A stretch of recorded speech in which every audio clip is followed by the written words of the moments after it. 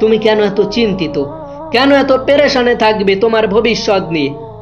তোমাকে একটা কথা আমি প্রায়ই বলে থাকি, যে কখনো ভবিষ্যতের কথা চিন্তা করে নিজের বর্তমানকে অসুন্দর করবে না।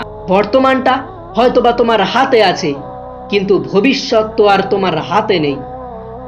ভবিষ্যৎ আছে এ পৃথিবীর পরিচালক, যিনি এ পৃথিবীর নিয়ন্ত্রক, যিনি তোমার রব, যিনি আমার রব, তানারই হাতে। তুমি একবার চিন্তা করে দেখো না, তুমি না চাইতেই তোমাকে কত কিছুই না দান করেছেন।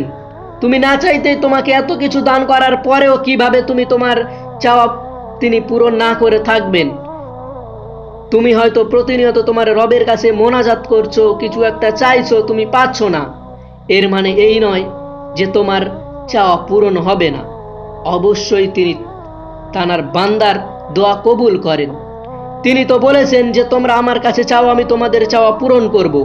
যেখানে তিনি বান্দার খালি হাত ফিরে দিতে লজ্জা বোধ করেন, তিনি লজ্জা পান, সেখানে তিনি তোমার হাত কিভাবে ফিরিয়ে দেবেন?